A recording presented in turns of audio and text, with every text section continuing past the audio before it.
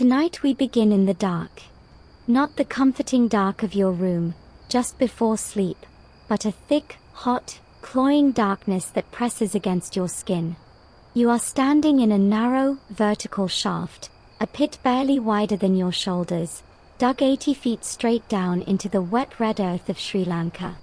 Your feet are braced on a slick wooden crossbeam, and the only light comes from a small oil lamp tied to your forehead with a strip of cloth. Its flame licks at the damp clay walls, throwing monstrous, dancing shadows. The air smells of iron-rich mud, sweat, and the faint, sweet decay of jungle roots. This is an ilama, a gem pit, in the legendary mining district of Ratnapura, the city of gems. And you are here, clinging to this sheer earth wall, because somewhere in this mud is a fortune.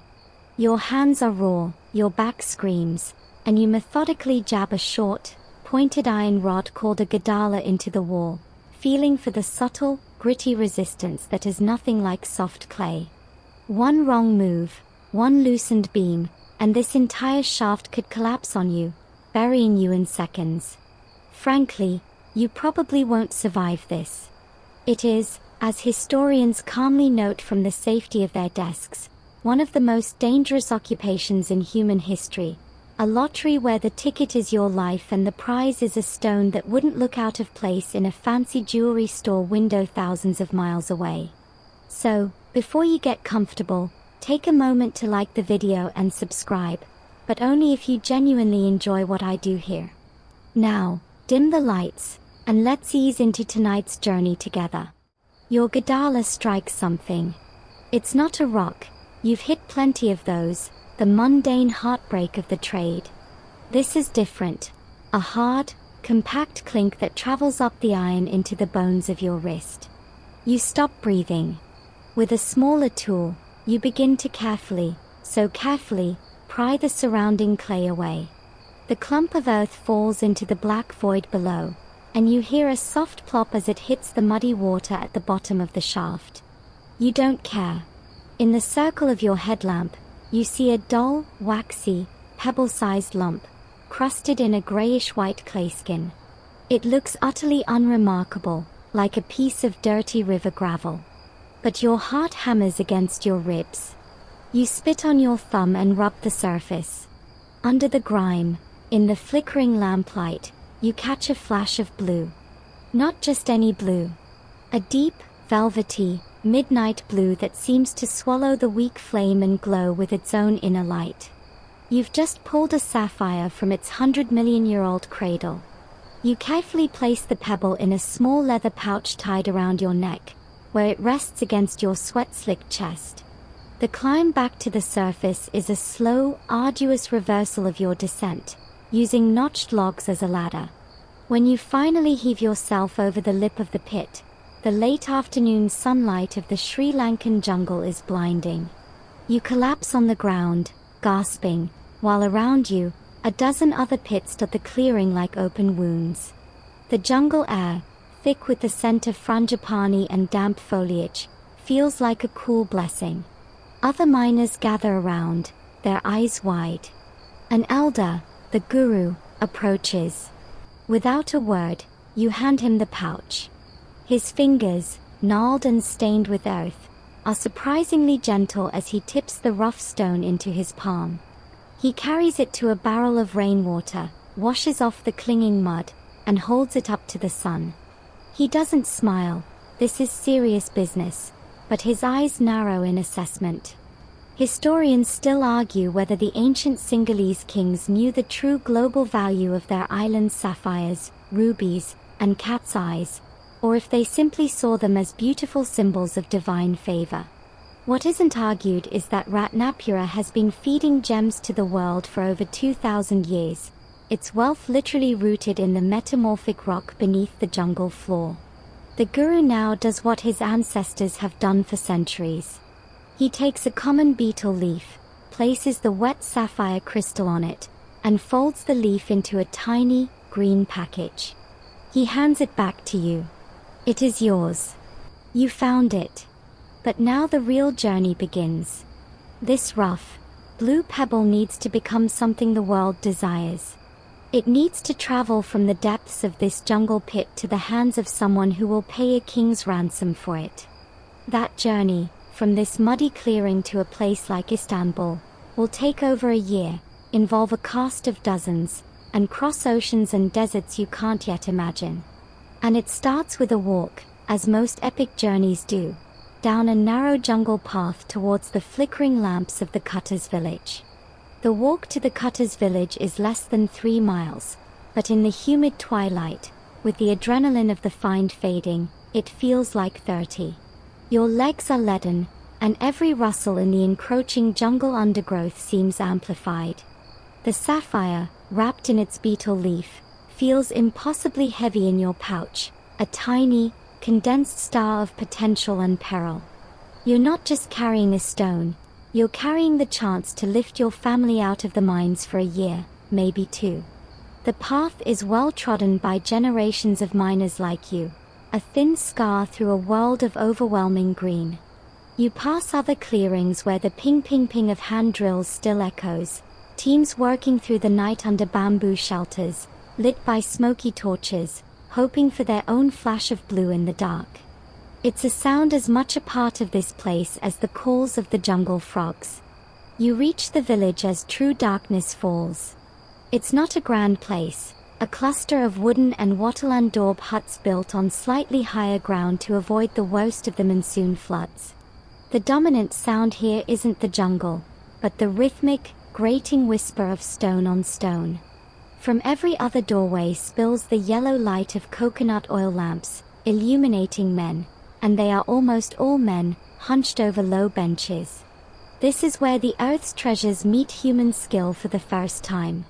You head directly to a specific hut, slightly larger than the others, where the guru said the best cutter, an old man named Asela, works. Asela doesn't look up when you enter. He's seated cross-legged on a woven mat, his back painfully straight, his eyes fixed on a small vice clamped to the edge of his bench. In it is a pale, milky piece of moonstone. His right hand works a bow drill, the cord wrapped around a slender metal spindle whose tip is dusted with a paste of fine olive oil and diamond dust. With his left hand, he steadily turns the moonstone in the vice, applying the spinning diamond tip with a surgeon's precision. The sound is a high, thin whir.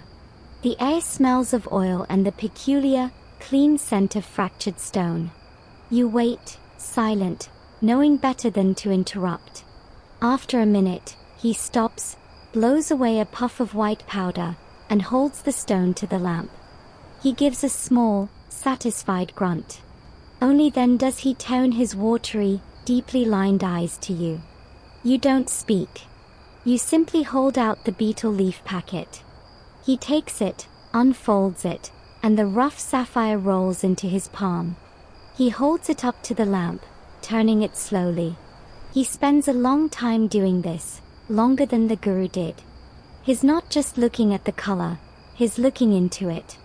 He's searching for the stone's soul, its internal flaws, its hidden cracks, the direction of its crystal grain. Cutting a sapphire isn't like carving wood. You can't just decide on a shape. The crystal's own structure decides for you. Cutting against the grain can shatter it in an instant, turning a fortune into worthless blue gravel. Historians know gem cutting in Sri Lanka was an advanced craft by at least the 5th century AD, with techniques passed down unchanged for generations, a surprisingly persistent form of high-stakes applied geology.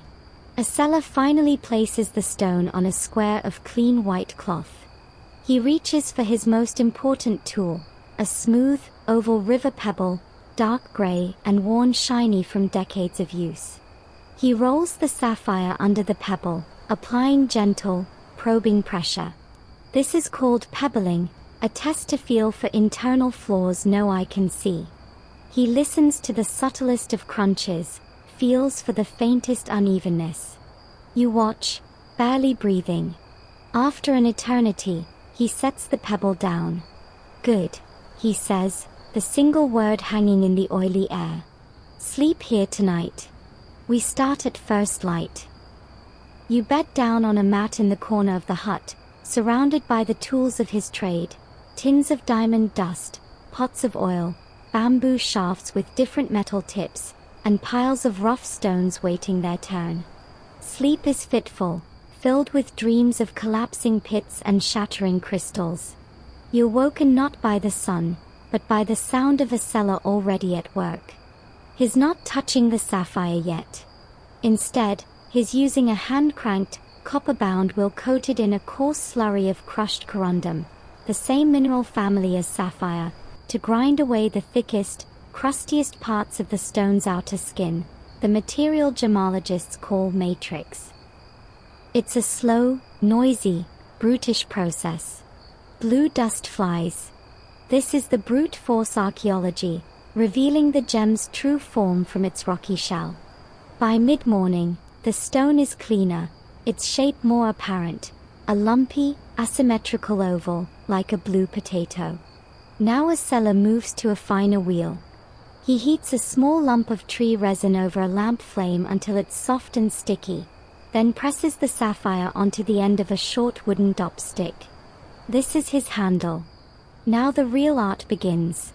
Holding the dop stick at precise angles, he applies the sapphire to the spinning wheel, shaping its basic outline, the preform. The whine of the wheel is constant. His hands are steady, but you see the intense focus in his eyes, the slight tremble in his forearm muscles as he fights the wheel's vibration. He is, in effect, having a silent conversation with the crystal, asking it questions with abrasives and listening with his fingertips. A lesser-known, slightly amusing historical detail is that the finest diamond dust for this work often came not from diamonds themselves, but from the discarded powder produced by other cutters in distant India, a rare and valuable byproduct of one luxury trade feeding another. After hours of work, he pauses, washes the stone, and holds it up. The transformation is already startling. The dull pebble is gone. In its place is a glossy, facete lump, catching the daylight from the open doorway in bright flashes. But it's not finished. A seller now moves to the final stage, polishing. He uses a series of leather-covered wheels, each charged with progressively finer diamond powder, until the sapphire's facets are not just cut, but become mirrors of impossible depth. With each pass, the blue intensifies, transforming from a color you see to a color you feel, a deep, velvety ocean captured in a stone the size of your thumbnail. He finally stops, unheated the resin, and cleans the sapphire in a bath of citrus juice and well water.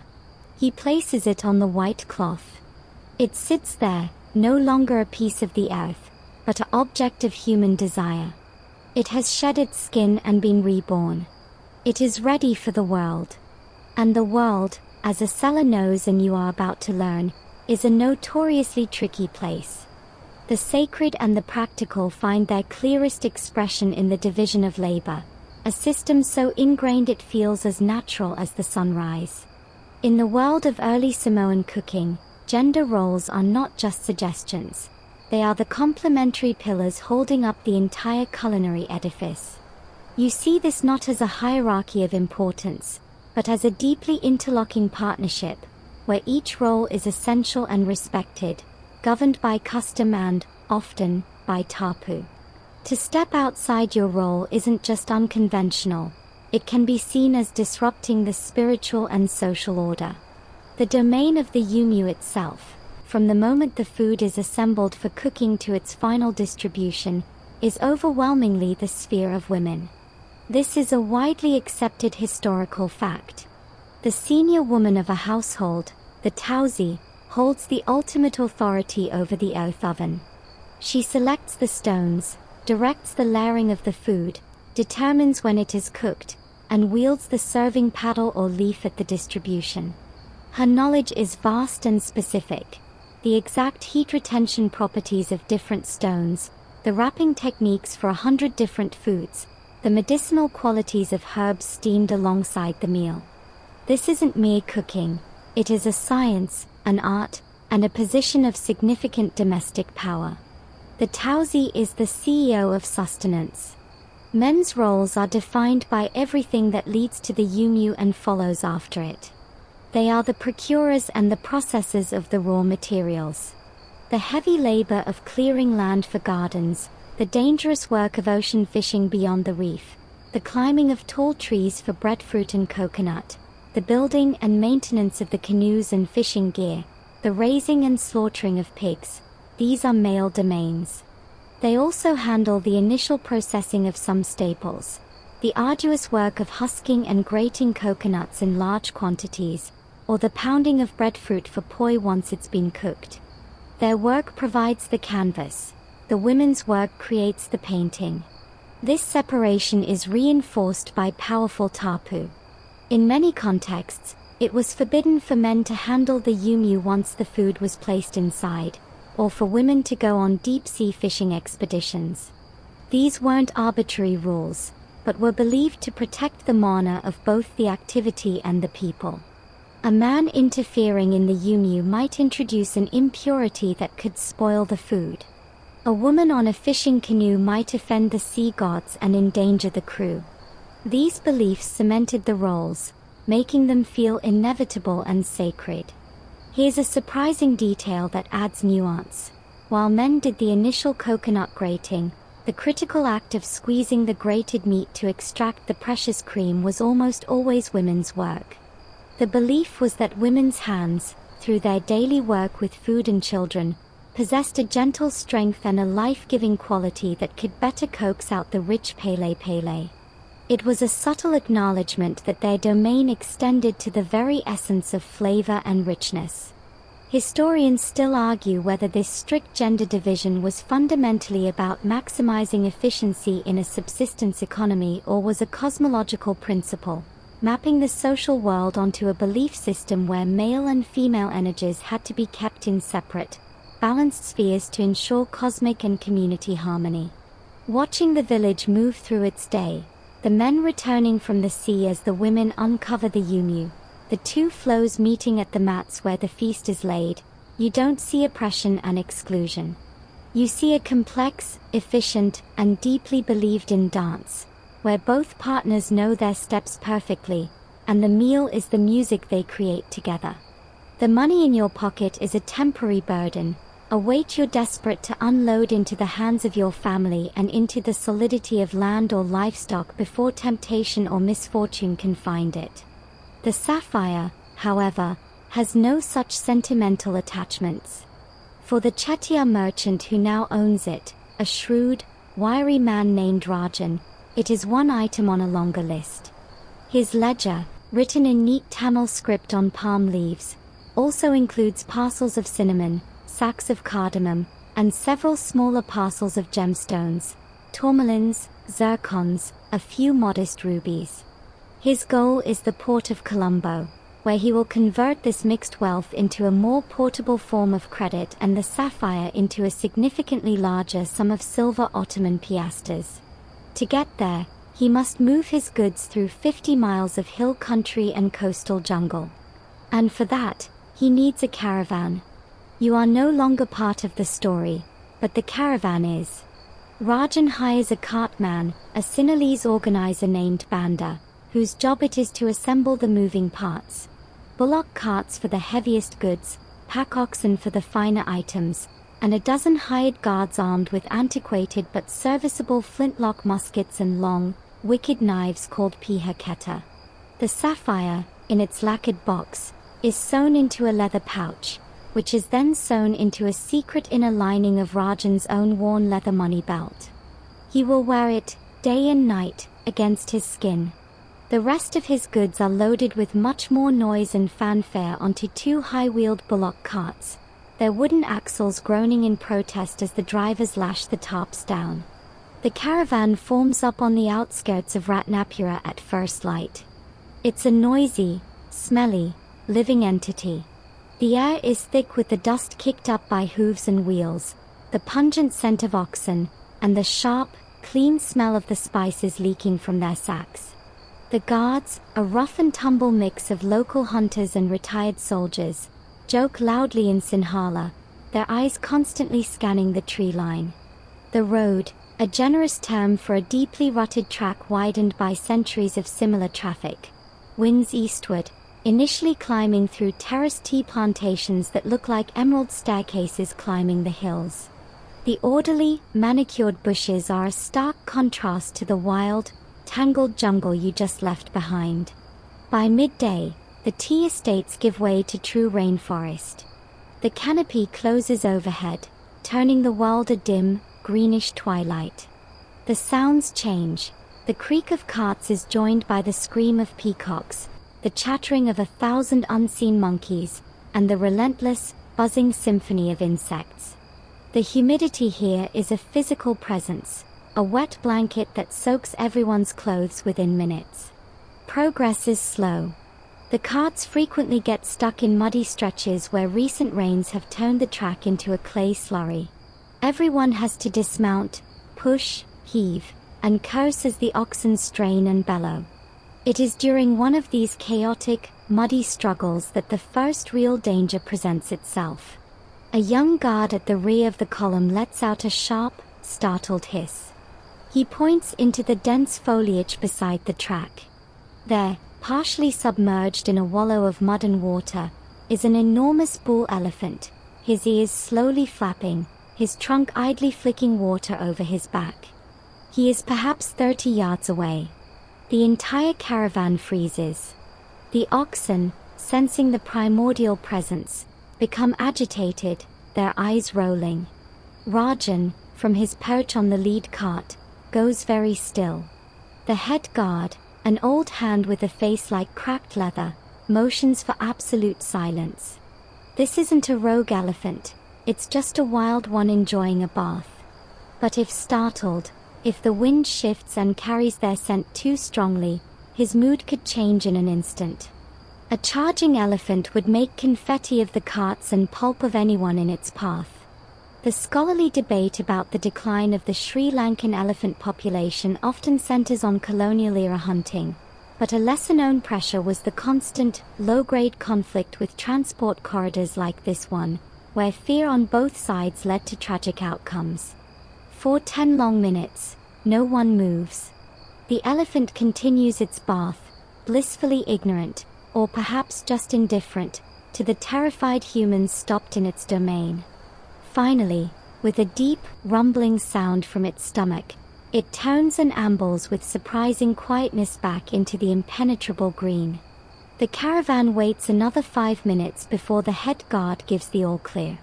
The release of tension is audible, a collective exhale, the resumption of muttered curses as they resume the struggle to free the cart. Rajan's hand goes unconsciously to his money belt, feeling for the hard lump of the box within. The Sapphire, oblivious, is on its way. The days fall into a rhythm of steaming days, bug-filled nights camped by the roadside, and the constant, plodding momentum of the journey. They pass small villages where children run out to stare, and where Banda might trade a few ounces of salt for fresh fruit. They ford rushing, clear rivers on precarious ferries made of lashed-together canoes. The carts balance terrifyingly on the rocking platforms. The landscape gradually changes, the steep hills flattening into coastal plains, the air picking up a new, salty tang.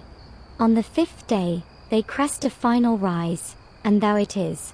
The Indian Ocean, a vast, impossible sheet of brilliant blue stretching to the horizon.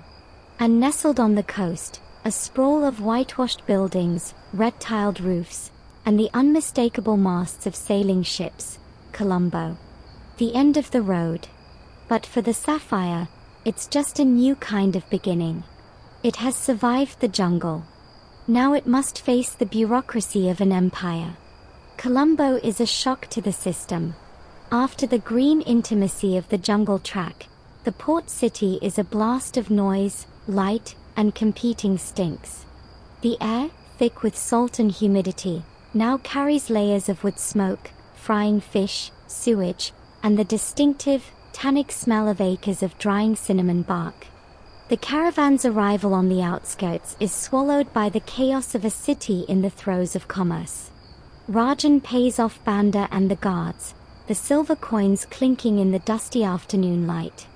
His immediate goal is not the bustling harbour front, but a 2-story stone building near the old Dutch fort, flying the flag of the British Empire, the Customs and Gemological Office. This is where the Sapphire's journey grinds from the physical to the procedural. The stone must be made legal, documented, and taxed before it can even dream of seeing the inside of a ship's hold. The office is a monument to colonial efficiency, which is to say it is painfully slow, stuffy, and run by a hierarchy of clerks who seem to derive a quiet, sadistic pleasure from the power of their stamps. Rajan joins a queue of other merchants, Sinhalese, Tamil, Arab, Gujarati, all clutching boxes, bags, and ledgers, all wearing the same expression of weary resignation.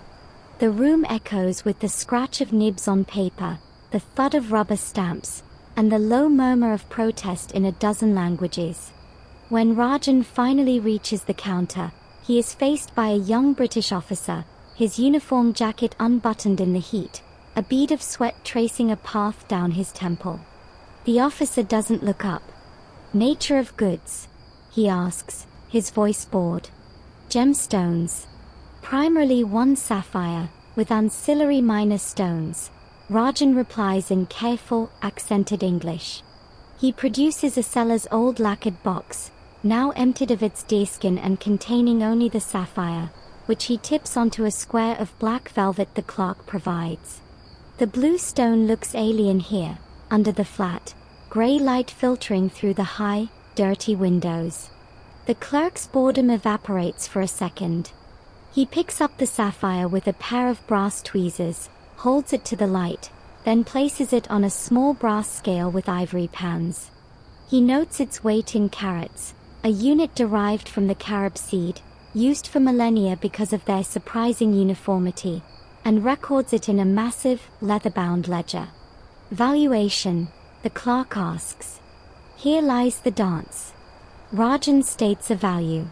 It is approximately half of what he paid for it in Ratnapura. The clerk raises an eyebrow.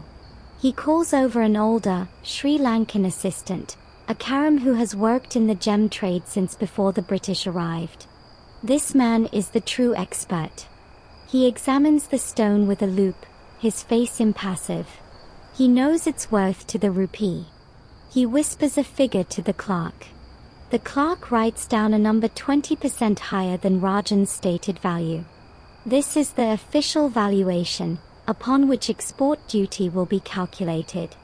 It is a fiction that serves everyone. Rajan pays tax on a slightly inflated value, pleasing the Colonial Revenue Service, but not on the true market value, which pleases him. The Karam gets a small, unofficial fee from Rajan later for his moderated assessment. It's a system of sanctioned corruption that greases the wheels of empire. Historians still argue whether this bureaucratic graft slowed commerce or, paradoxically, facilitated it by creating a predictable, if expensive, pathway through otherwise paralyzing regulations. The clerk now produces a certificate. It is a thick piece of paper with an embossed seal. It states the weight, the type of stone, the declared value, and the duty paid. It is written in English and Sinhala. This certificate is now more important than the sapphire itself. Without it, the stone is contraband. With it, the stone has a passport. The sapphire is returned to its box, the certificate is folded and sealed with wax, and Rajan is dismissed with a curt nod. The entire process has taken 3 hours. But Rajan's work is not done. He leaves the customs house and navigates a maze of narrow streets to a fortified warehouse complex owned by the Chettiar banking network. Here, in a back room cooled by a ceiling fan powered by a bored servant turning a crank, he completes his other business. He sells his cinnamon and cardamom to a factor who will ship it to London. In return, he receives not bulky coins, but a hundi, a letter of credit. This piece of paper, bearing the intricate, unfalsifiable signature of the Chettiars, promises that their agent in Aden will pay the bearer a specific sum in silver Maria Theresa thalers, the currency that oils the trade of the entire Western Indian Ocean. It is an ancient system of hawala, moving money across vast distances without moving actual metal, based entirely on trust and reputation. The sapphire and the hundi are now his entire fortune, one a tangible object of desire, the other a piece of paper representing abstract value. Both are vulnerable in different ways. He spends his last night in Colombo in a cramped room above a waterfront tavern. The sounds of the port are constant: shouts, the creak of ships, the rattle of anchor chains. He checks his money belt constantly. The sapphire is there. The hundi is there. Tomorrow, he must find a ship. He needs a dhow bound for the Arabian Peninsula, one whose captain is reliable, whose hull is sound, and whose departure coincides with the whispering of the winds. The monsoon patterns dictate everything here. He is about to trade the solid, mud-clingy dangers of the land for the vast, mercurial dangers of the sea. And the monsoon, he knows, is already gathering its breath far to the southwest. The harbor of Colombo is a forest of masts. Big, square-rigged East Indiamen flying the Union Jack sit ponderously at the deep-water wharves, loading mountains of tea and rubber. But Rajan's eye skips over them. He seeks the smaller, more graceful shapes of the dhows, the baglas, booms, and sambuks, that have plied the routes between India, Arabia, and East Africa for over a millennium. Their lateen sails, triangular and rakish, speak of agility and wind-wise knowledge the big European ships lack. He finds what he's looking for on a crowded beach south of the fort, where vessels are careened on the sand for repairs and loading. It's a boom, about 60 feet long, its hull made of Indian teak sewn together with coconut coir rope, its single massive mast lying on trestles beside it as sailors carefully treat the wood with fish oil and lime. Its name, carved in Arabic script on the stern post, is Al-Mudira, the capable one. Its Nakoda, or captain, is a wiry, sun-blackened man from Oman named Khalid. Negotiation for passage is swift. Khalid is sailing in 3 days, Allah willing, for Aden, with a stop in the Maldives if the winds favor it. He carries coconuts, coir rope, and a few parcels of coffee. He has room for a few passengers and their private goods. The price is agreed in silver rupees. No contract is signed. Khalid's word, given solemnly with a hand over his heart, is the contract. Rajan pays a deposit and is told to be on the beach at dawn on the 3rd day. When that dawn arrives, it is grey and strangely still. The usual morning breeze off the ocean is absent. The air hangs heavy. The Al-Mudira is afloat now, its teak hull riding low in the calm, glassy water. Its great lateen sail, a vast patchwork of bleached and dyed canvas, is furled to the yardarm. The loading is done by hand, through the surf, on the backs of shouting, laughing sailors who seem oblivious to the ominous quiet. Rajan wades out with his small personal chest, holding it above his head, the water warm as blood. He is handed up the side and finds a spot on the deck amid sacks and coils of rope. The crew of 20 scrambles aboard, and with a series of rhythmic chants, they haul up the heavy anchor stone. Khalid, at the steering oar in the stern, barks an order. The great yardarm is hauled around, the sail unfurls with a series of loud, cracking snaps, and it bellies out, but only just. There is barely a breath of wind. They creep out of the harbor under the ghost of a breeze, the dhow making barely awake. Khalid scans the southwestern horizon, his face grim. The Maha monsoon is sleeping late this year, he mutters to his first mate. Or it is gathering a great breath. For 2 days, they make frustratingly slow progress, the sea like polished blue slate around them. The crew spends hours praying, mending nets, and telling stories. Rajan keeps to himself, his hand rarely leaving the money belt. On the 3rd morning, the change comes. First, the horizon to the southwest turns a bruised, yellowish gray. Then, The sea surface begins to roughen, not into waves, but into a confused, choppy pattern. The wind arrives not as a breeze, but as a sudden, solid wall of air that hits the sail with a sound like a cannon shot. The Almudira heels over sharply, timbers groaning. The world transforms in minutes. The monsoon has arrived. This isn't a storm, it's a seasonal reversal of the atmosphere, a planetary-scale weather event that sailors have ridden and feared for centuries. For the dhows, it is the engine of their trade, the powerful, predictable wind that will now push them steadily toward Arabia for the next 4 months. Predictable in direction, but not in temper. The sea becomes a rolling chaos of steep, foaming waves. The sky vanishes behind driving curtains of warm rain that sting the skin. The dhow climbs mountainous walls of water, pauses shuddering at the crest, and then plunges down the other side into a trough that blocks out the world. Everyone is soaked instantly. Rajan, who is no sailor, ties himself to a deck ring with a length of rope and spends the next several hours in a state of pure, vomitous terror. The Sapphire, in its belt against his heaving stomach, is a tiny, hard kernel of reality in a universe of violent, watery motion. Khalid and his crew, however, are in their element. They shout to be heard over the shriek of the wind, scrambling across the pitching deck with bare feet that seem glued to the wet wood. They adjust the sail by inches, fighting the massive pressure of the wind on the yardarm. They are riding the monster, not fighting it.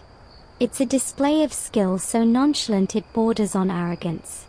A widely accepted historical fact is that Arab and Indian navigators used the monsoon winds for direct, long-distance travel as early as the Roman period, a knowledge that gave them mastery of the Indian Ocean long before Europeans arrived. But a lesser-known detail is their use of kamal navigation, a simple wooden board and a knotted string to measure the altitude of stars, a system so effective it could guide a dhow across 1,000 miles of open ocean with shocking accuracy, even in a raging monsoon. For 2 days and nights, the storm rages. Sleep is impossible. Food is handfuls of cold rice and dried fish eaten when the rain briefly slackens. Just as Rajan's mind begins to fray from exhaustion and fear, he becomes aware of a new sound, a deep, roaring hiss that cuts through the wind. He looks up from his prone position to see, in the dim light of dawn, a line of white so vast it seems to be the end of the world. It's a reef, and they are being driven directly toward it. Khalid is screaming now, his voice raw, directing the crew in a desperate maneuver. They are trying to wear ship, to turn the dhow's stern through the wind to change direction. It's a dangerous move in such seas. For a terrifying minute, the Almudira is broadside to the waves, wallowing, taking green water over the rail. Then, with a final, agonized creak, the sail catches the wind on the other side, and the ship slews around, parallel to the deadly line of breakers. They have found the Maldives. Or, more accurately, the monsoon has driven them to its protective atolls. Khalid, using instinct and memory where his kamal is useless in the storm, guides the shuddering vessel through a narrow, terrifying pass in the coral into the sudden, surreal calm of a lagoon. The wind still screams overhead, but the water here is merely choppy. The Sapphire's journey has been violently diverted. They are safe from the sea, but now they are stranded, and a stranded merchant is a vulnerable one. The world inside the lagoon is a study in violent contrast. Outside the ring of coral, the monsoon still churns the ocean into a grey-green fury, the roar a constant, distant thunder. Inside, the water is a turbulent but manageable turquoise, and the Almudira, with its sail hastily lowered, rides at anchor in the lee of a low, palm-fringed island. The sense of relief is so profound it feels like a physical weight lifted from your chest, or rather, from Rajan's chest. But relief is a short-lived luxury for a trader. Khalid assesses the damage, a torn sail, some strained rigging, but the sewn hull, flexible by design, has held. The repair will take days, maybe a week, until the storm's edge passes and they can safely navigate the channel back out to the open sea. The island is one of hundreds in this atoll, a sliver of white sand and dense green vegetation. A few thatched huts are visible above the beach. Within an hour, a narrow outrigger canoe approaches, paddled by two Maldivian men. They speak a variant of Divhi, but Khalid, a veteran of these waters, communicates in a rough patois of Arabic and gestures. The news is not good. The storm has churned the lagoon, making fishing difficult.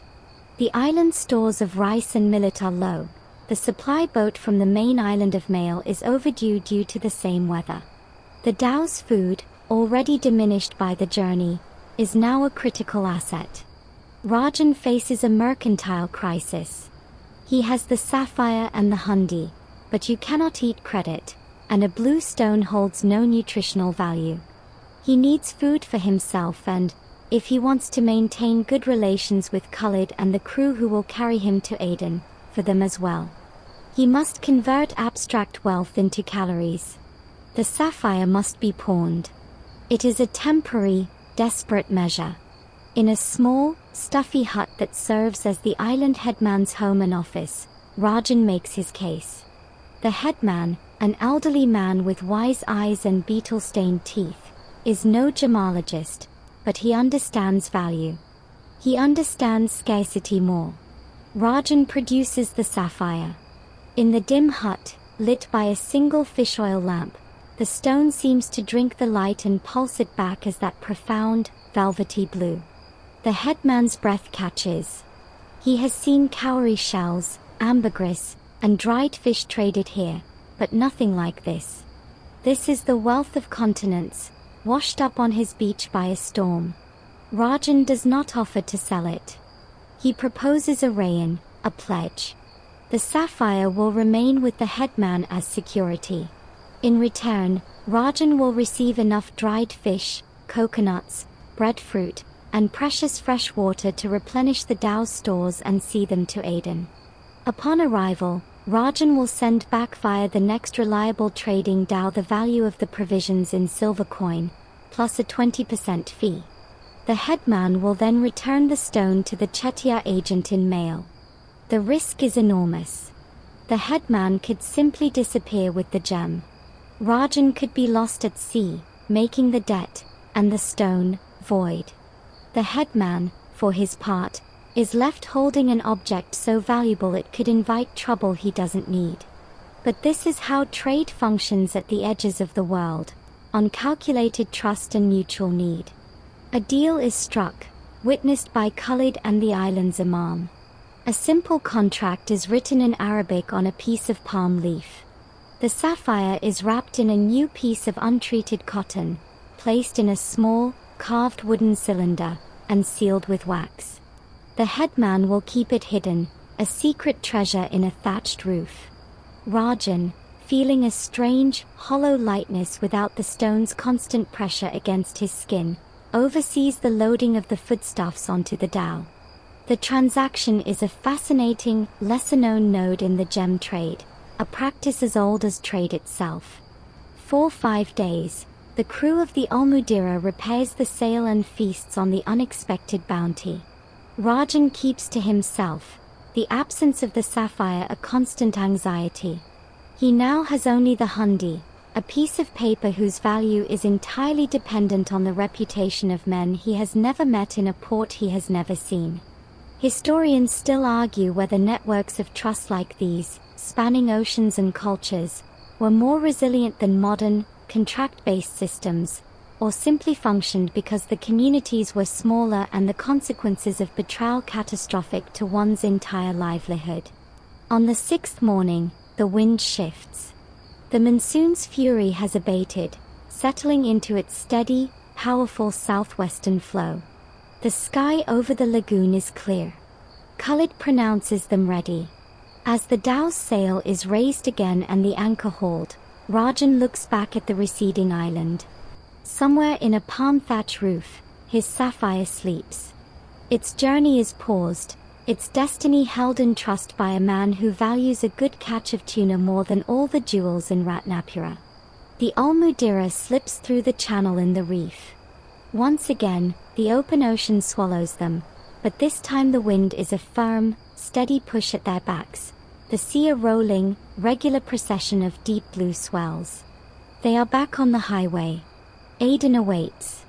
And Rajan has a debt to settle, which means the Sapphire must soon resume its travels, called forth from its island pawnshop by the immutable logic of commerce and credit. The steady breath of the monsoon carries the Almudira northwest for 11 days of blessedly uneventful sailing. The rhythm of life aboard settles into a predictable pattern. The watch changes, the prayers are called, the simple meals of rice, dried fish, and now fresh coconuts are shared. The Sapphire's absence is a phantom limb for Rajan, but the hundi in his chest is a tangible reminder of the future transaction that will call it back. His anxiety slowly transmutes into a focused impatience. The sea, a deep, royal blue, is empty save for the distant sail of another dhow, a silent companion on the ancient sea road. Then, on the morning of the 12th day, the lookout's cry breaks the monotony. Land. Starboard bow. It starts as a smudge on the horizon, a hazy bruise of brown against the glaring blue. As the dhow closes the distance, the smudge resolves into a terrifying, awesome spectacle, a stark, jagged black mountain rising sheer from the water, as if a piece of the moon had fallen into the sea. This is Jabal Iblis, the Devil's Mountain, the sentinel of Aden. The city itself is hidden behind it, a fact that made it a perfect natural fortress for millennia. Khalid guides the Almudira around the looming cliffs, and the harbor reveals itself, a deep, sheltered crater of calm water tucked behind the mountain's shoulder. The sight is overwhelming. The harbor is a dense, tangled thicket of masts. Dhows from every port between Zanzibar and Gujarat are packed bow to stern, their hulls rubbing against each other in the swell. Beyond them loom the taller, more rigid silhouettes of British steamships and French barques. The air, even out here on the water, carries a cacophony of sounds, shouts in a dozen languages, the clang of harbor bells, the bleat of ships' horns, and a smell that is an aggressive cocktail of coal smoke, roasting coffee, sewage, spice, and salt-crusted wood. Aden is a free port, a rock with no water and no agriculture, whose only reason for existence is the movement of goods. It is the ultimate trading pit, a gear in the clockwork of global commerce. Docking is a chaotic, shouting affair of fenders and poles, but Khalid's crew muscles the Almudira into a slim gap between a Omani sambuk and a sleek Somali beadon. Before the anchor is even fully down, the swarm begins. Small boats dart out from the stone quays, carrying customs officials, water sellers, fruit vendors, and touts offering everything from warehouse space to dubious currency exchange. Rajan, with his small chest and the look of a man with business to conduct, is approached instantly. He brushes past the touts and follows a Chettiar runner, a young boy who spotted the community's mark on Rajan's trunk, through the labyrinth of the harbor front. The Chettiar Kitanji, or warehouse office, is a haven of relative calm. It is a large, stone-built room, its walls lined with iron safes, its floor covered in clean reed mats. The agent, a man named Vajinotan, listens as Rajan explains the situation. The Sapphire, pawned in the Maldives, the hundi from Colombo, the need to effect redemption and then sell the stone for Ottoman currency. Vajinotan nods. This is not an unusual story. He immediately dispatches a messenger to the harbormaster's office to inquire about the next reliable dhow sailing back towards the Maldives, a complex calculation involving monsoonal subpatterns and captain reputations. The redemption will take weeks, if not months. But business cannot wait. The stone is not here, but its promise is, Vajinotan says. And in Aden, a promise from our house is as good as the gem itself. This is the power of the network. Based on the documented weight and description from the Colombo certificate, which Rajan carefully preserved, and the reputation of the Chettiar house, Vaidyanathan agrees to act as if the sapphire is already in his safe. He will broker its sale on credit, with the buyer paying a deposit now and the full sum upon physical delivery of the stone to Aden, which Vaidyanathan's own agents will facilitate from mail. It's a breathtaking act of financial trust, a lever pulled on future certainty. By that afternoon, word has spread through the gem traders of the Crater district, the warren of covered alleys where diamonds from Brazil, pearls from the Gulf, and rubies from Burma change hands. A significant Ceylon sapphire is available, sight unseen. Interested parties are invited to Vaidyanathan's Kitanji after the evening prayer. The buyer who emerges is a surprise. Not an Arab or Persian, but an Armenian merchant named Boghoz, whose family has operated between Istanbul, Isfahan, and Madras for generations. He examines the Colombo certificate like a holy text, asks a few pointed questions about the stone's silk and cut, and agrees to the terms. He pays a substantial deposit in gold Ottoman liras and signs a contract written in triplicate in Armenian, Tamil, and Ottoman Turkish. The final price, to be paid upon the stone's arrival in Aden, is staggering. The sapphire has just appreciated by over 60% since Ratnapura, its value inflating with every mile of its promised journey. Historians still argue whether the Armenian trade networks, with their diasporic trust and polyglot skills, were more crucial to the flow of luxuries east-west than the better-known Silk Road caravans. For Rajan, the deal is done. His risk is now transferred. He will receive a smaller, but guaranteed, broker's fee from Vaidyanathan. The sapphire is no longer his concern, yet its journey is now more urgent than ever. A web of obligation has been spun across 1,000 miles of ocean. In a back room of the Kitanji, a scribe meticulously writes a letter in flowing Tamil script. It is addressed to the Chettiar agent in mail. It authorizes the redemption of the sapphire from the Maldivian headman, details the arrangements for its secure transport back to Aden on a specified dhow, and includes a coded phrase confirming the sale. The letter is sealed, entrusted to a captain known for his discretion, and sent back into the teeth of the monsoon on a southbound dhow the very next day. The stone is summoned. Its vacation on a palm thatch raft is over. A new and more arduous overland leg awaits it, but first, it must retrace its watery steps to the one place on earth that values trade above all else. The sapphire's return to Aden is a quieter, more bureaucratic affair than its first arrival. The dhow carrying it from mail, a fast sambak named Ulyakin, the Certainty, slips into the crowded harbor 6 weeks later, its hull streaked with salt from the hard return voyage against the monsoon's fringes. The captain carries no other significant cargo, just the sealed wooden cylinder and the letter from mail.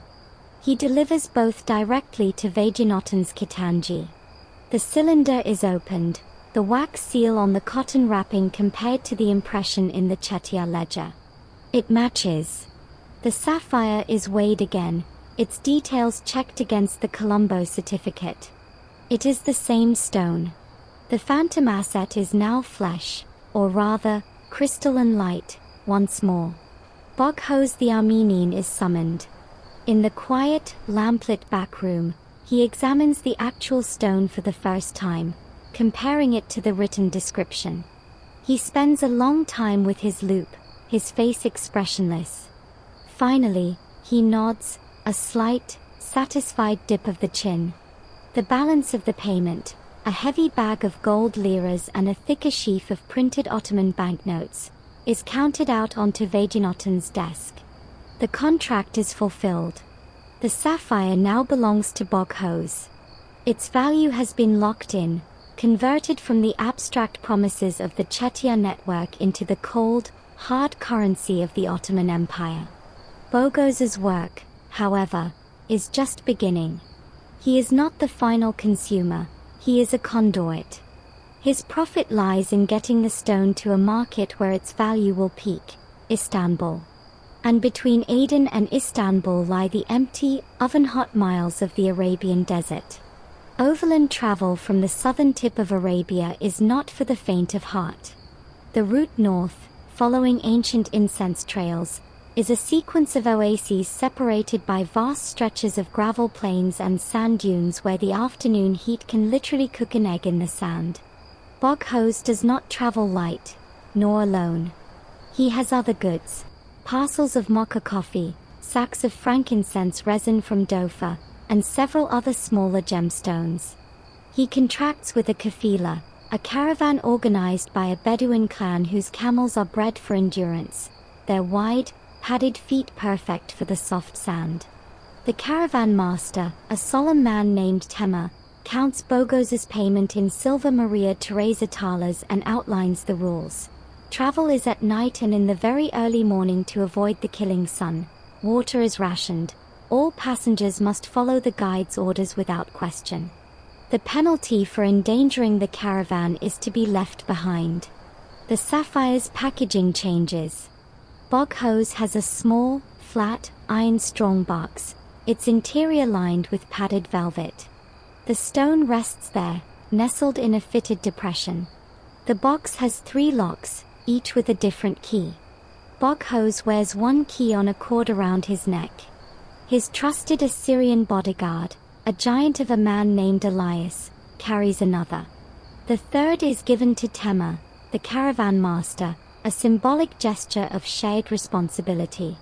The box itself is then wrapped in layers of waxed cloth, placed inside a leather steel bag, and strapped to the side of Bogos's personal riding camel, a proud, ill-tempered beast that he will learn to manage, or be managed by, over the coming weeks. The caravan assembles in the cool darkness long before dawn on the outskirts of Aden's crater. It is a line of shadows and soft grunts, 80 camels, a dozen armed guards on horseback, and 20 merchants and their attendants. The only sounds are the creak of leather, the snorting of the camels as they are urged to their knees for loading, and the low, guttural commands of the Bedouin guides. When the last strap is secured, a single, soft whistle cuts the air. The line lurches into motion with a symphony of groans and shuffling. You, seeing through Bogos's eyes, are perched high on the wooden saddle, the world rocking in a slow, swaying rhythm that will become the metronome of your life. The Sapphire sways with you, a few inches from your knee. The first night's travel is a revelation of scent and sound. The air, free of the port stink, is clean and surprisingly cold, carrying the dry, mineral smell of desert and the herbal scent of scrub. The stars are a brilliant, uncountable smear across the black velvet sky, so bright they cast faint shadows. The only light on the ground comes from a few shielded lanterns carried by the lead guides. You pass from rocky plateau into the first sea of sand as dawn begins to bleach the eastern horizon a pale gray. Tema calls a halt as the sun's first edge appears. The camels are kneeled, unloaded, and hobbled. Tents of black goat hair are erected with practiced speed, not for the people, but to create shade for the goods and animals. The day is spent in a forced, drowsy inertia, trying to sleep through the furnace-like heat that builds inside the tent, the air vibrating with it. A lesser-known historical detail is that many desert caravans used a simple, effective cooling trick. Porous clay water jars were wrapped in wet cloth. As the water evaporated, it chilled the contents, providing a marginally cooler drink in the blistering afternoon, a tiny victory over thermodynamics. You travel like this for weeks, a nocturnal creature crawling across a map of ancient wells. The landscape changes from black volcanic rock to yellow gravel plains to the iconic, rolling red gold dunes of the empty quarters fringes. The routine is monastic in its simplicity and hardship. The Sapphire, in its iron box, becomes just another part of the load, its immense value meaningless in a landscape where a single mist well or a sandstorm could mean death for everyone. Historians still argue whether the real power of the Bedouin caravan masters lay in their navigational skills, using stars, wind-sculpted dunes, and even the taste of sand for direction, or in their intricate knowledge of tribal politics and safe passage treaties that allowed a caravan to cross territories owned by rival clans without being raided. One afternoon, while camped near a brackish well, the threat materializes not as raiders, but as weather. The western horizon darkens not with cloud, but with a moving, reddish-brown wall. The air goes dead silent. Tema barks orders, his usual calm replaced by urgent haste. Haboob. A sandstorm. The camels are made to lie down in a tight circle. Everyone covers their faces with headscarves and lies prone beside the animals, using them as a windbreak. The storm hits with the roar of 1,000 trains. The world vanishes into a screaming, stinging chaos of sand. It finds its way into everything: your eyes, your nose, your mouth, the seams of the strongbox. For an hour, you exist in a gritty, suffocating brown hell, praying the camels don't panic and bolt. When it passes, the landscape is remade. Dunes have shifted, tracks are erased. Tema and his men spend hours reorienting themselves, digging out buried supplies. The Sapphire, when Boghose checks it, is fine, sealed in its waxed cloth. The desert has tested them and found them adequate. The caravan moves on. Ahead lies the green smear of the Euphrates Delta, and the chaotic, watery gateway to the north, the port of Basra. The first sign you are leaving the desert's dominion is the smell. It comes on the night breeze a day before you see any change, a damp, vegetal, slightly rotten sweetness, the scent of a great river mixing with the sea. Then the ground underfoot changes from hard-packed sand to spongy, salt-crusted mud. The camel's pace slows, their wide feet sinking slightly with each step. At dawn, you crest a low rise, and the world transforms. Before you stretches a vast, flat, green tapestry of date palm groves and shimmering waterways, threaded through with the silver ribbons of irrigation canals. This is the Shat al-Arab, the merged delta of the Tigris and Euphrates, a Mesopotamia in miniature. In the distance, hugging a bend in the great river, are the minarets, walls, and crowded rooftops of Basra. After the timeless austerity of the desert, the city feels like a riot of life, noise, and questionable smells. The caravan halts at a fortified caravanserai on the city's dusty outskirts. Here, the Bedouin guides will turn back. Their contract with Boghose ends at the river. The unloading is a cacophony of shouted negotiations as Boghose arranges for porters to carry his goods, the coffee, the frankincense, the strongbox, through the labyrinthine streets to the riverfront. Basra is an Ottoman provincial capital, but it feels more like a maritime bazaar that has spilled over onto land. The air is thick with the cries of vendors, the hammering of shipwrights, and the polyglot chatter of Persian, Turkish, Arabic, and Hindi. The Sapphire is about to trade the swaying gait of a camel for the rocking hull of a riverboat. Boghose's destination is not the official daytime wharves, but a specific quarter of the riverfront that comes alive after sunset, the night market of the gem traders. It is held in a covered courtyard behind a nondescript mosque, accessible only through a series of narrow alleys. Entry is not free. You pay a small fee to a doorman who recognizes Boghose with a nod. Inside, it is a scene of hushed intensity. Dozens of small, low tables are arranged under the soft glow of Persian lanterns, their light warm and forgiving. At each table sits a merchant, and before each merchant is a square of black velvet or a brass tray. On these trays, treasures gleam, uncut diamonds from Golconda, pearls from Bahrain, rough emeralds from the New World, and of course, sapphires. The atmosphere is not one of shouted bids, but of whispered consultations, of stones being passed from hand to hand under the magnifying lens of a jeweller's loupe. Boghose finds an empty table at the edge of the light. Elias, his bodyguard, stands a few paces behind him, a silent monolith. Boghose does not produce all his goods, only the strong box. He unlocks it with his key and Elias's, revealing the velvet lining. He does not take the sapphire out. He simply opens the box and lets it sit there, a pool of concentrated midnight in the lantern light. This is how it's done here. The stone is not offered, it is presented. Its quality must draw the right eyes. They come. First, a portly Persian merchant with hennaed beard, who examines it, hums, and names a price in Tomons. It is a good price, but not what Boghose seeks. He politely declines. Next is an Ottoman official, a pasha's agent, who looks at the stone with a bureaucrat's eye, asking for its certificates. Boghose shows him the Colombo paper, now worn at the edges. The man is interested but hesitant. He needs to consult his master. He moves on.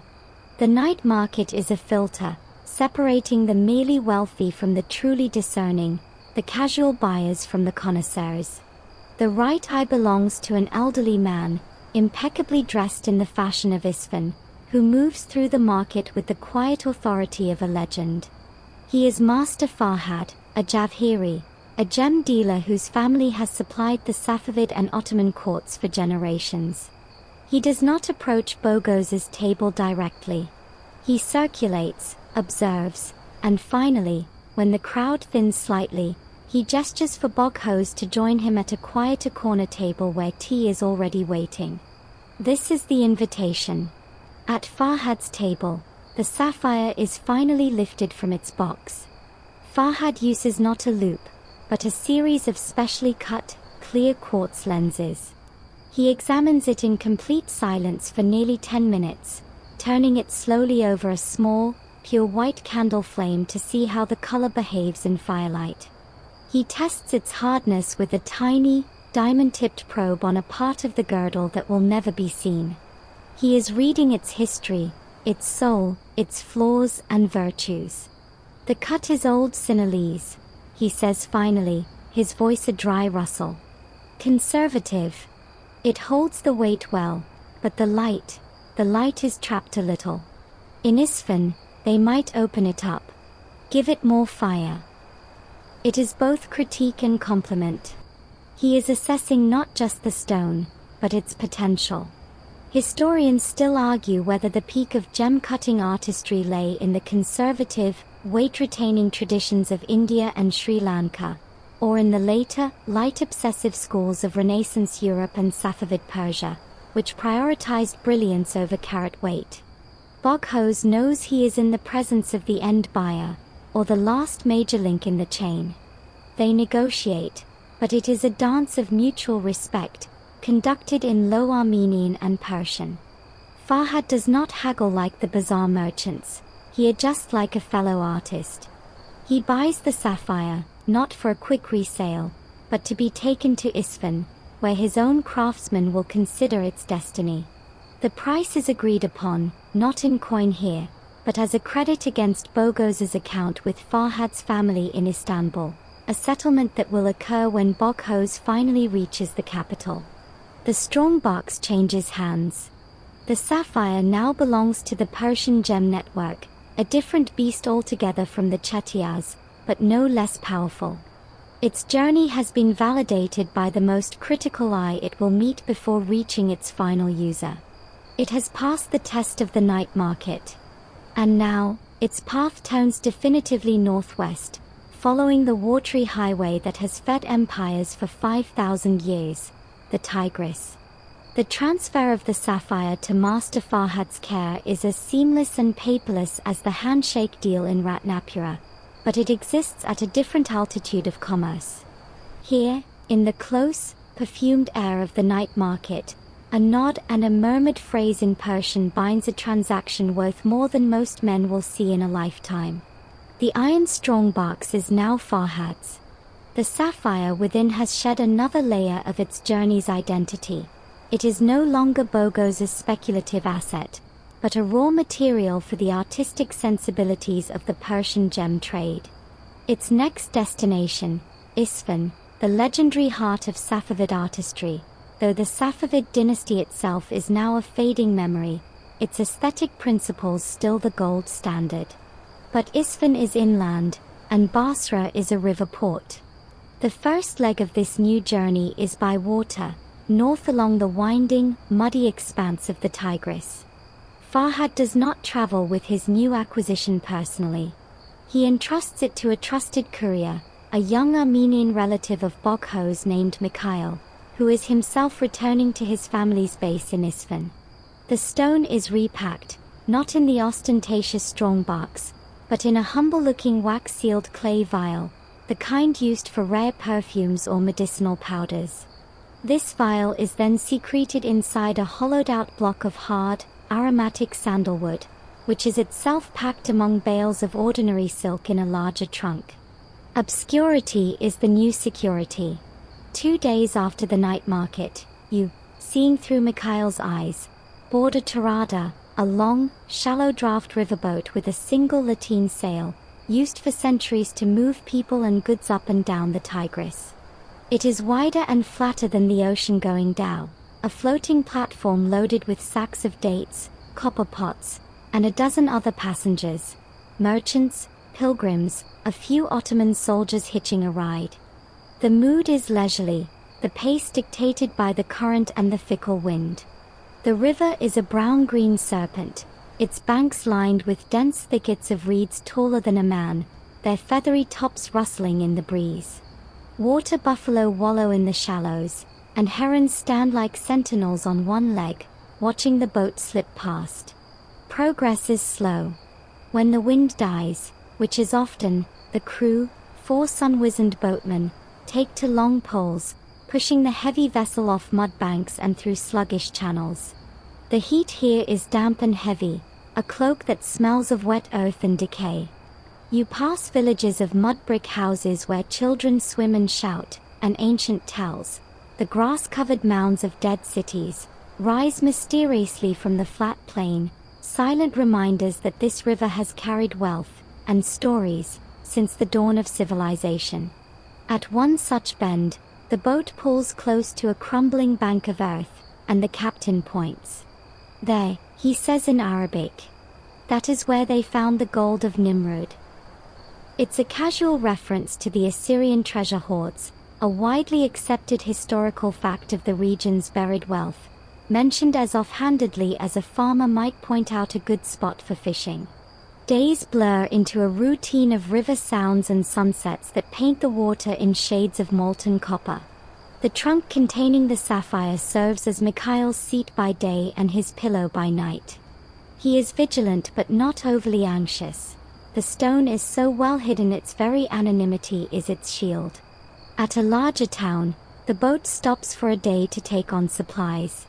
Mikhail goes ashore to a noisy coffee house, a vaulted room thick with the smoke of nargilés and the buzz of political gossip.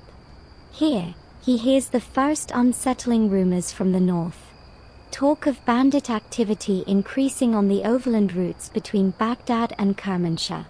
Discussions about the fluctuating loyalty of certain Kurdish tribal chiefs whose territories control the mountain passes into Persia.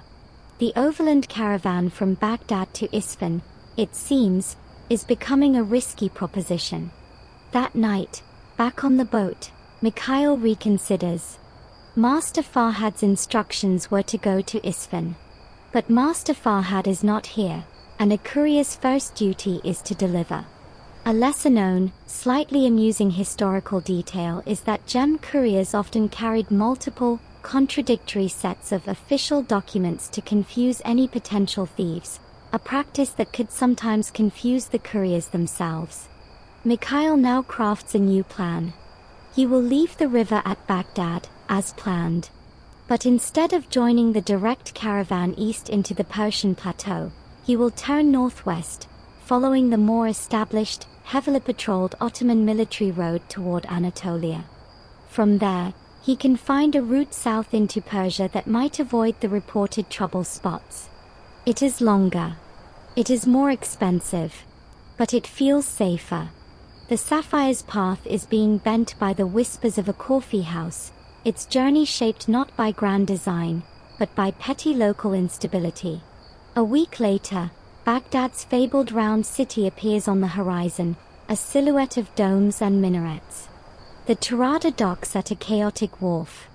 Mikhail hires a porter to carry his trunk through the bustling, overwhelming streets to a respected Armenian caravanserai. There, he makes discreet inquiries. The rumors are confirmed. The eastern route is, as one caravan master puts it, lively with unwelcome hospitality. The northern route, while adding weeks to the journey, is currently quiet. Mikhail books passage on a northbound caravan leaving in 3 days. The Sapphire, still sleeping in its block of sandalwood, will bypass the legendary gem cutters of Isfahan, for now. Its destiny is being deferred by the practicalities of danger. The stone's value demands it reach a safe hand, even if that means taking a longer, stranger road. It will still go to Farhad's people, but through a back door, via the sprawling, secure network of the Ottoman Empire itself. The river journey is over.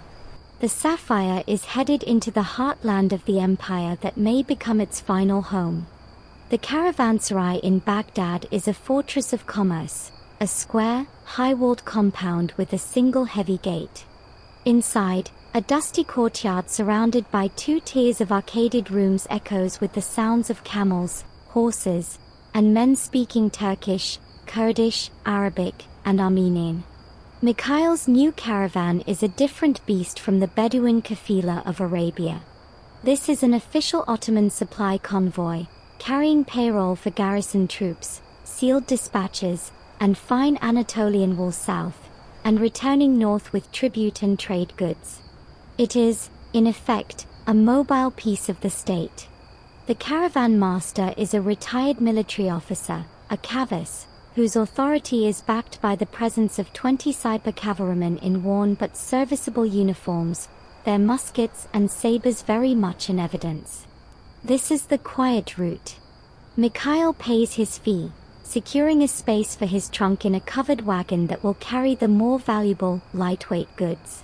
The Sapphire, in its anonymous wooden block, is now surrounded by bolts of Damascene silk and small chests of engraved silverware. Safety in bureaucratic numbers. The caravan lumbers out of Baghdad's northern gate at dawn, crossing the iconic bridge of boats over the Tigris and onto the post road that leads to Mosul and, eventually, Anatolia. The landscape changes from the alluvial plain of Mesopotamia to rolling, arid steppe, dotted with hardy scrub and shepherded by flocks of fat-tailed sheep. The pace is regimented, military. They march from dawn until the heat peaks, rest through the fierce afternoon, then march again until dusk. Each night they stop at another fortified caravanserai, spaced a day's travel apart, a testament to Ottoman logistical planning. The journey is monotonous but secure. The only disturbances are the dust, the flies, and the bone-deep fatigue of constant travel. Mikhail begins to wonder if his caution was excessive. The road is, as promised, quiet. A week into the journey, however, the quiet is broken. Not by bandits, but by another caravan approaching from the north. It is a smaller, faster-moving group, about 30 sleek Arabian horses, a dozen well-armed guards, and a single, luxurious enclosed litter carried between 2 mules. As the 2 caravans pass on the wide road, the litter's curtain is drawn aside. Inside is a woman of middle age, her face sharp and intelligent, her dress rich but understated. Her eyes scan the convoy and land on Mikhail, or more precisely, on the Armenian cross he wears outside his tunic. She calls out in fluent, if accented, Armenian. "You travel far from the Zav Isfahan, brother." Mikhail, startled, identifies himself as a merchant's courier. The woman introduces herself as Anna Hit, a dealer in antiquities and curiosities based in Kayseri. She is returning from a buying trip in Mosul. Their conversation, shouted over the gap between the moving groups, is brief. But she mentions, casually, that she is an occasional business associate of Master Farhad in Isfahan. She knows his mark, his methods. It is a small world, the Armenian trade network. Before the caravan's fully separate, she says, if your road takes you near Kayseri, and your business allows, seek me at the Church of the Holy Mother. The road east from there has become more predictable recently. Then the curtain drops, and her group canters ahead, leaving a cloud of dust. The encounter unsettles Mikhail. Is it chance? A test? A genuine offer of assistance from a connected member of the millet? He has no way of knowing. But it sows a seed. His original plan to cut south from Anatolia into Persia now seems fraught. Anahit's hint suggests the eastern routes may have stabilized, but her offer of a meeting implies she has information, or perhaps an alternative.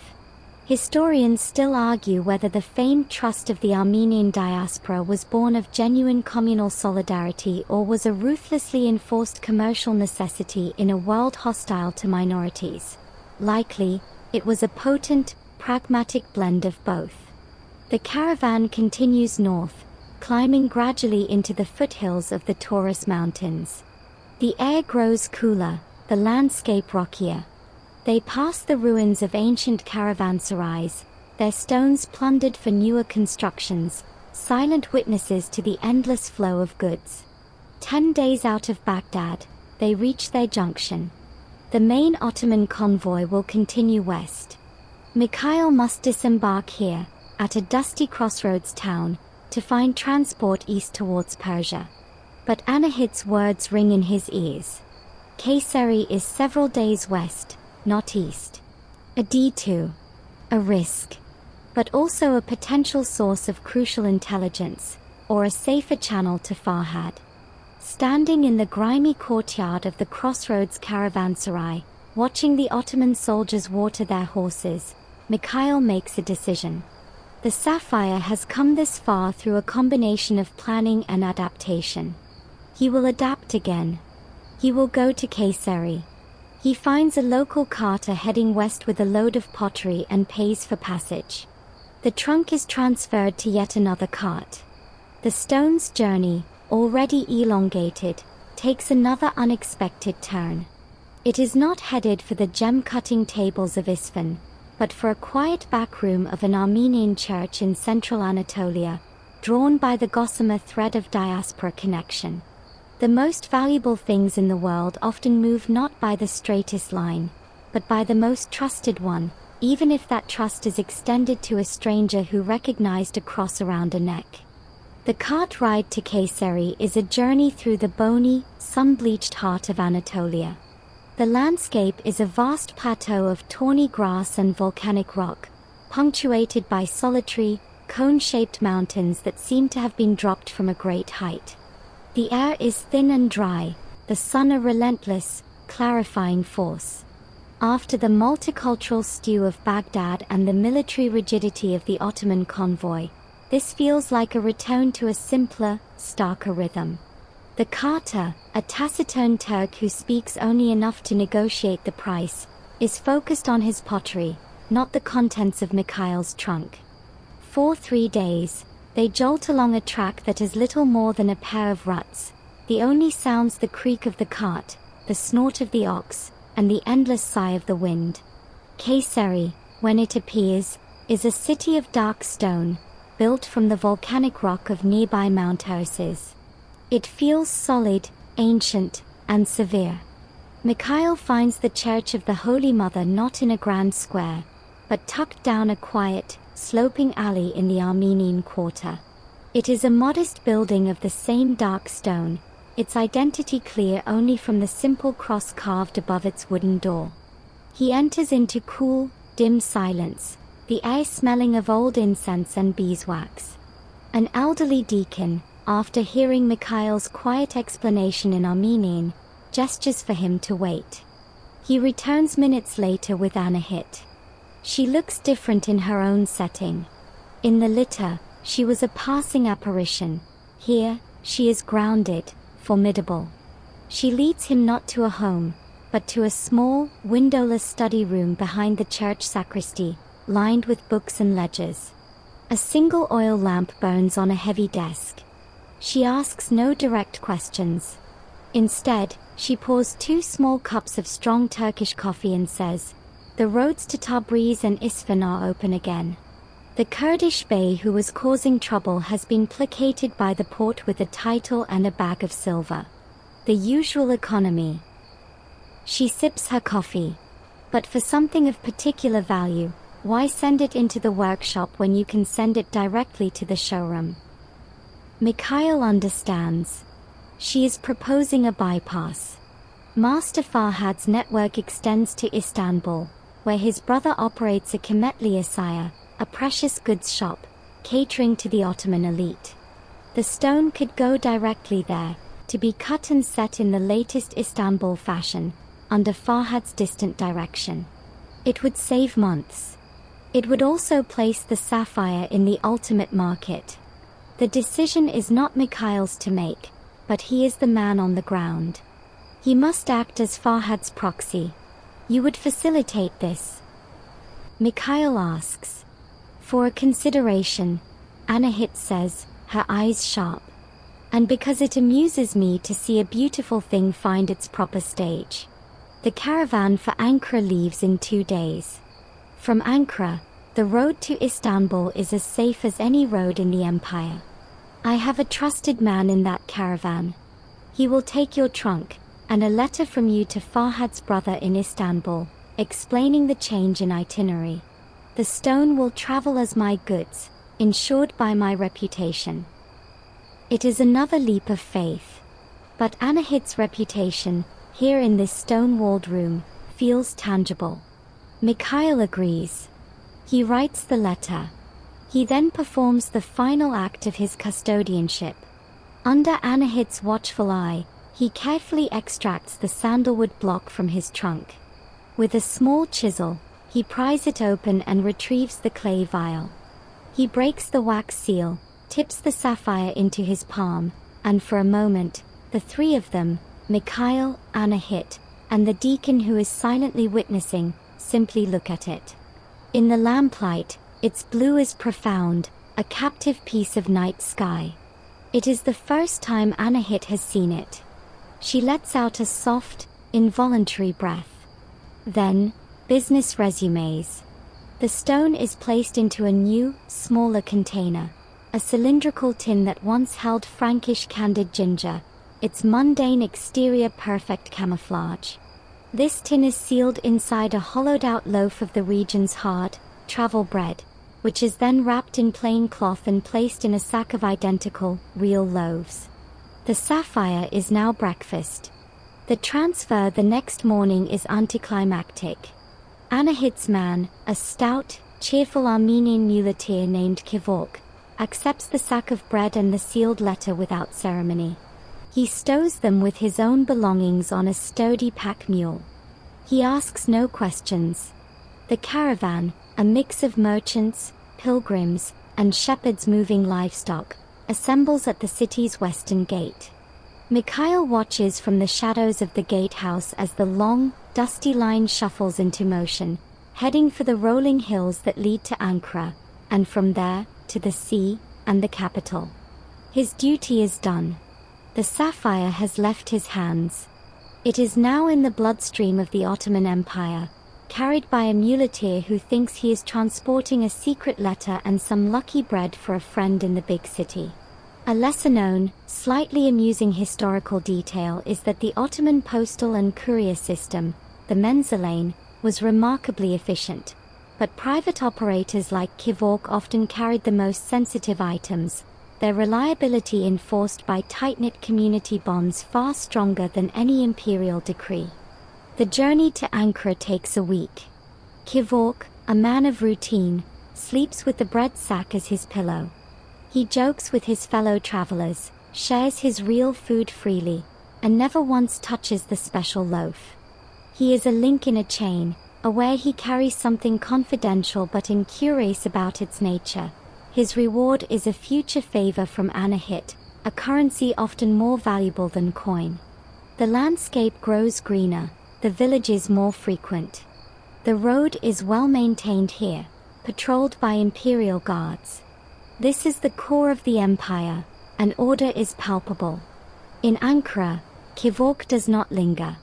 He finds the main westward caravan to Istanbul, a much larger, more professional affair with armed escorts provided by the guilds, and pays his fee.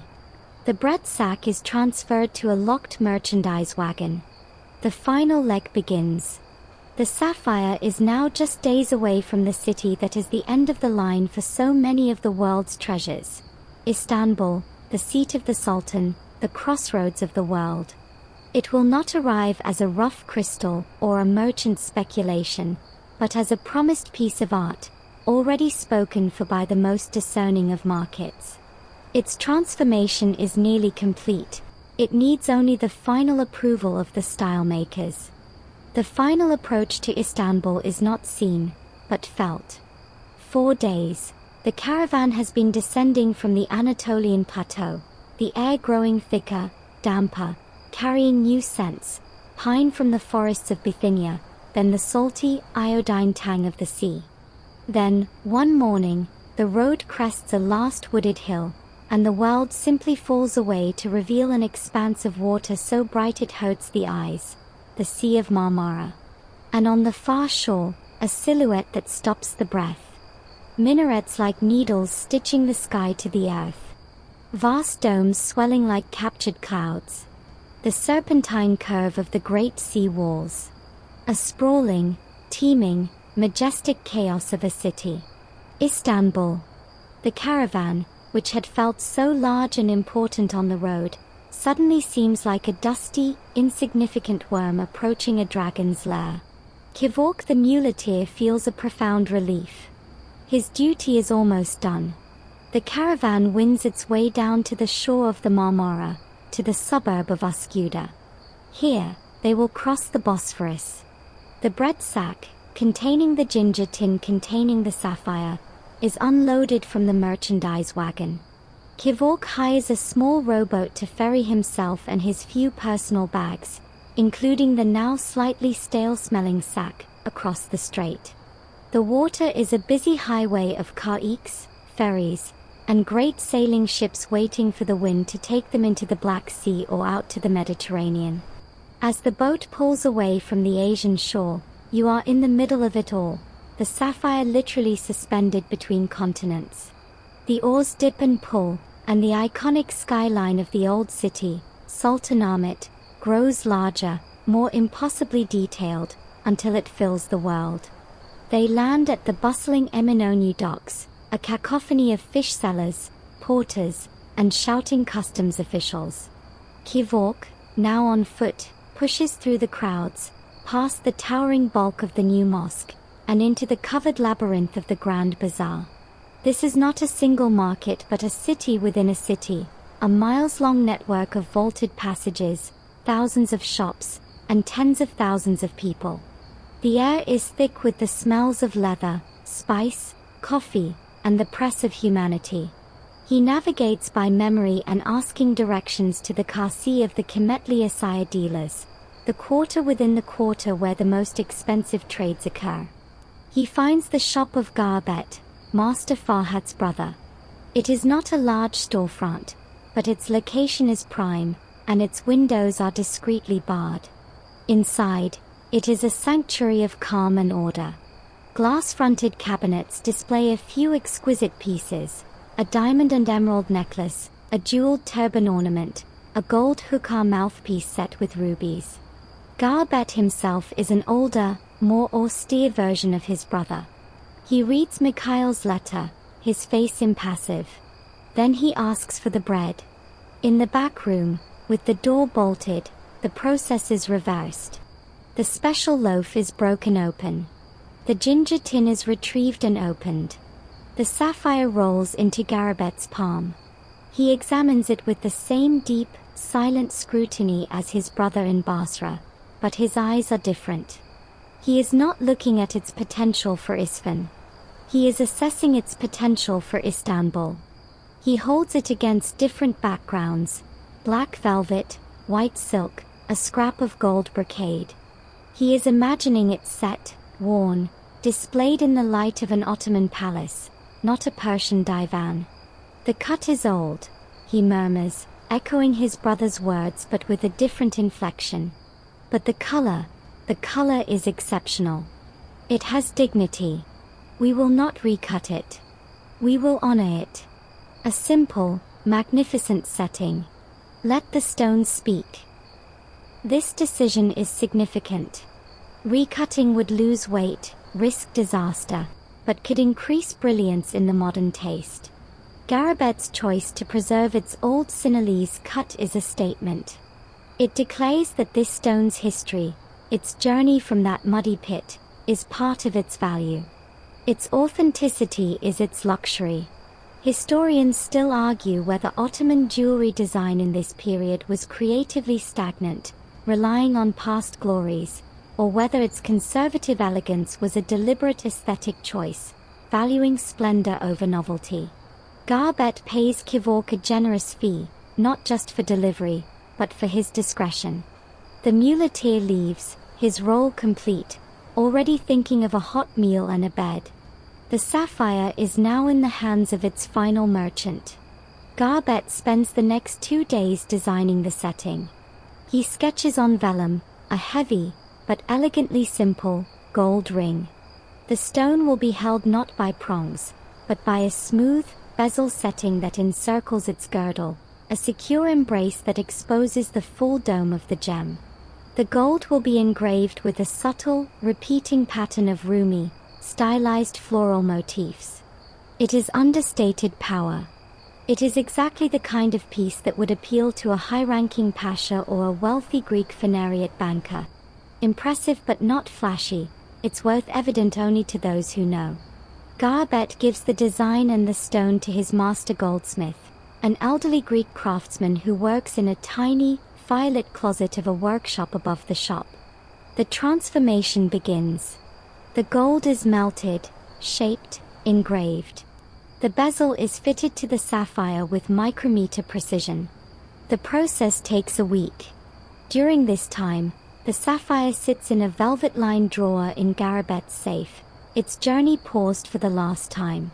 It is now an object of finished beauty, waiting for its final, most important appraisal. It is no longer a commodity in transit. It is a piece of jewelry, and its next owner will not be a merchant, but a wielder of power or a possessor of vast wealth. Its journey from the earth is over. Its life in human society is about to begin. The ring is finished. It rests on a bed of midnight blue velvet in a new box of polished rosewood, its interior lined with raw silk. The gold band is warm and substantial, the engraving so fine it feels smooth to the touch until you look closely. And at its center, the sapphire. Set, it is no longer just a stone. It is the focal point of a universe of craftsmanship, the calm, deep eye of a golden storm. Garbet holds the box under the north light of his shop window, turning it slowly. He is satisfied. It is a piece that commands respect, not screams for attention. It is ready. He does not put it in his display case. This is not for the general crowds of the Grand Bazaar. Word has already been discreetly passed, through the gossiping channels of barbers and coffee house attendants that serve the elite, that Garbet has something special from the East. The invitation is not broadcast, it is whispered. 2 days after the ring's completion, a messenger arrives at the shop. He is young, dressed in the simple but fine clothes of a household servant of a great family. He presents a sealed note. It is from the Kahya, the chief steward, of the household of Mustafa Razid Pasha, a senior official in the imperial divan. The Pasha wishes to see new items for a gift. The audience is set for the following afternoon. Garbet prepares meticulously. He selects 2 other pieces, a pearl bracelet, an emerald pendant, to provide context and choice. But the rosewood box is the centerpiece. He travels by carriage to the Pasha's konak, a grand wooden mansion overlooking the Bosphorus in the Beşiktaş district. The house is a model of Ottoman opulence restrained by taste, intricate wood carvings, priceless Iznik tiles, and the hushed atmosphere of immense wealth. He is shown into a small, exquisite receiving room, not the grand salon. This is a private viewing. Mustafa Reşid Pasha is a man in his 50s, with a carefully trimmed beard and the wary, intelligent eyes of a man who navigates the treacherous currents of imperial politics daily. He exchanges pleasantries with Garbet, inquires after his brother in Isfahan, and then gestures to the boxes. The steward brings strong coffee. Garbet presents the pearl bracelet and the emerald pendant first. The Pasha admires them politely, but his gaze is expectant. He knows why he summoned this particular jeweler. Finally, Garbet opens the rosewood box. He places it on the low table between them. He says nothing. The Pasha leans forward. For a long moment, he simply looks. Then he picks up the ring. He does not put it on. He holds it up to the light from the window, where the Bosphorus sparkles in the afternoon sun. The sapphire drinks the light and glows with that profound, inner blue. It is the blue of deep water, of a twilight sky, of a distant, unreachable ideal. The color is remarkable, the Pasha says, his voice quiet. It has weight, not just in carats. He is speaking of its presence. He asks its provenance. Garbet, adhering to truth but not full disclosure, says, a singular Ceylon sapphire, Your Excellency, brought overland through the traditional routes. The cut is original to the region. I chose to honor it. The Pasha nods. He understands what is not said. This is not a European recut gem. This is something with a lineage, a story that adds to its mystique. In the politics of the Ottoman court, presenting a gift with such an aura of ancient, exotic authenticity could carry more weight than something merely glittering and new. He asks the price. Garbet names a figure that is less an astronomical sum than a political statement of value. The Pasha does not flinch. He places the ring back in its box. I will take it, he says. The transaction is concluded not with handshakes or haggling, but with a calm affirmation of power and taste. The steward will see to the payment from the Pasha's private treasury.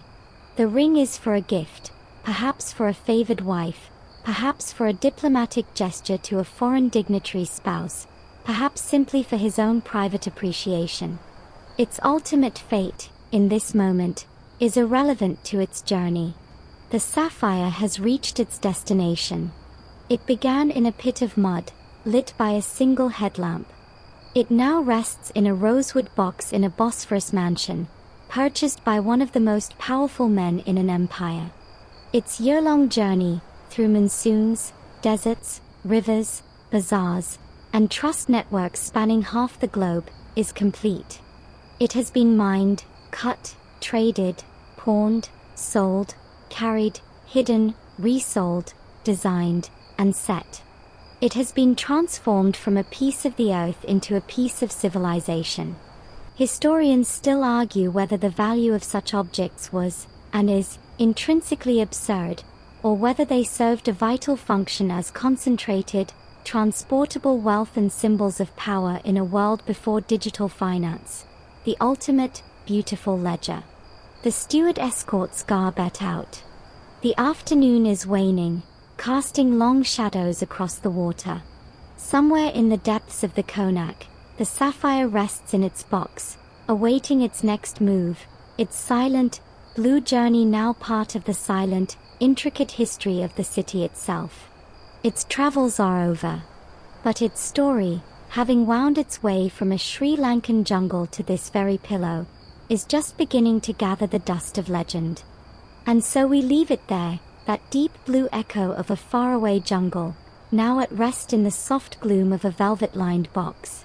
The frantic energy of its journey, the shouts of the gem square, the groan of the dhows timbers, the whisper of desert sand, the murmur of the night market, All of that has faded now, absorbed into the stone's own quiet history. It has crossed oceans not on maps, but on trust. It has been weighed and valued in currencies of coin, of credit, of pure human promise. Think of all the hands it passed through, from the miner's mud-caked fingers to the jeweler's precise grip, each pair leaving no physical mark, yet each one essential, a link in the chain that pulled it across the world. The night is deep now, and the details of tariffs and caravan routes can soften, blurring into the general hum of a story told.